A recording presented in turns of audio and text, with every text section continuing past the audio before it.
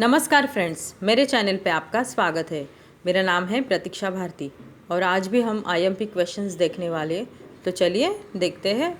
तो पहला प्रश्न, ओलंपिक के लगातार 4 संस्करणों तक कम से कम 4 स्वर्ण पदक जीतने वाले एकमात्र खिलाड़ी कौन है? तो उनका नाम है, आंसर है माइकल फेलिप्स। तो 2004-2016 तक सर्वाधिक पदक जीतने वाले खिलाड़ी रहे हैं, जो कि एक रिकॉर्ड है। इसके साथ ही वे ओलंपिक के लगातार 4 संस्करणों तक कम से कम 4 स्वर्ण पदक जीतने वाले भी एकमात्र खिलाड़ी हैं। अगला प्रश्न, सत्यमेव जयते कहाँ से लिया गया है? तो आंसर है मुंडक उपनिषद। सत्यमेव जयते मुंडक उपनिषद से लिया गया है। यह उसका सर्वज्ञात मंत्र 3-1-6 है।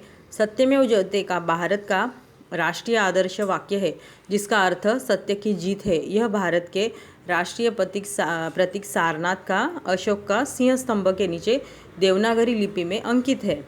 यह प्रतीक उत्तर भारतीय राज्य उत्तर प्रदेश में वाराणसी के निकट सारनाथ में 250 ईस्वी पूर्व में सम्राट अशोक द्वारा बनवाए गए सिंह स्तंभ के शिखर से लिया गया है। सत्यमेव जयते का प्रमुखता से लाने और प्रचारित करने में मदन मोहन मालवीय की महत्वपूर्ण भूमिका रही है। अगला प्रश्न, नरम दल और गरम दल कब अलग हुए थे? तो आंसर है 1907 के कांग्रेस के सूरत अधिवेशन में कांग्रेस नरम दल व गरम दल में विभाजित हुई।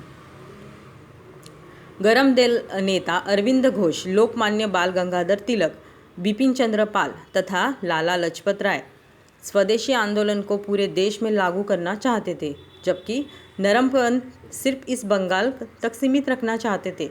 मतभेद बढ़ते गए तथा 1907 के कांग्रेस के सूरत अधिवेशन में कांग्रेस नरम दल व गरम दल में विभाजित हो गई।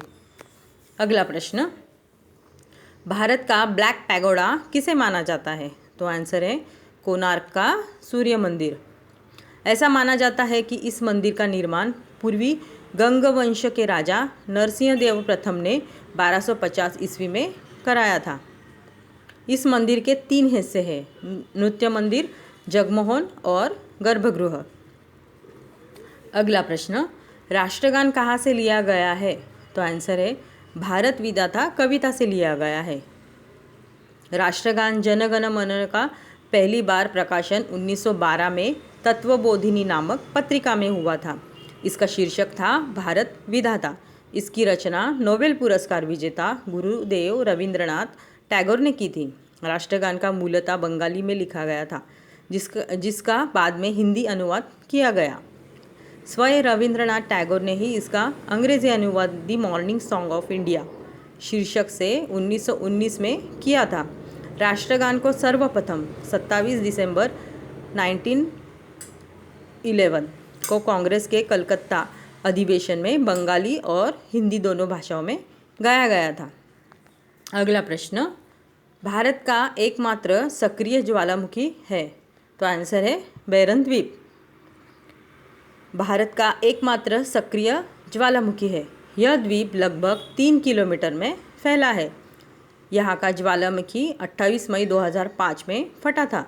तब से अब तक इसका लावा निकल रहा है। तो यह है बैरन द्वीप, देख लीजिए आप इस पे। अगला प्रश्न, संयुक्त राज्य अमेरिका के देश का और उत्तर अमेरिका महाद्वीप का सबसे ऊंचा कौन सा पर्वत है? तो आंसर है देनाली, जो अपने पुराने सरकारी नाम माउंट मैकिनली से भी जाना जाता है। और यह संयुक्त राज्य अमेरिका के अलास्का राज्य में स्थित है। तो यह सबसे ऊंची चोटी है अमेरिका की, देनाली। देख लीजिए, उसका नाम है माउंट मैकिनली, दूसरा सरकारी नाम है। अगला प्रश्न, इसरो में रहते हुए उनका पहला प्रोजेक्ट PSLV था जो सफल रहा। इसके बाद के सिवन ने कौन से नाम का एक सॉफ्टवेयर बनाया जो रॉकेट को कक्षा में स्थापित करने का काम करता है? तो आंसर है सितारा नाम था। इसरो में रहते हुए उनका पहला प्रोजेक्ट PSLV था जो सफल रहा। इसके बाद सिवन ने सितारा नाम का एक सॉफ्टवेयर बनाया जो रॉकेट को कक्षा में स्थापित करने के लिए काम करता है। और ये है सब उनके योगदान। GSLV की सफलतापूर्वक लॉन्चिंग KC-1 के मार्गदर्शन में इसरो ने 15 फरवरी 2017 में 104 सैटेलाइट अंतरिक्ष में भेजकर विश्व रिकॉर्ड बनाया था और 22 जुलाई 2019 को चंद्रयान 2 की इसरो से लॉन्चिंग हुई थी। तो ये है सब उनका कंट्रीब्यूशन KC-1 का, तो देख लीजिए आप। और आज के लिए फ्रेंड्स इतना है, और आप बताइए कि ये क्वेश्चंस कैसे लगे। और भी मैं सीरीज़ बनाऊंगी, मैं IMP क्वेश्चंस सब ढूंढ के लाती हूँ, तो ये ऐसी ही सीरीज़ चालू रहेगी। तो आप सब्सक्राइब करिए और कमेंट करके बताइए आपको कैसा लगा ये क्वेश्चंस का set. Thank you very much.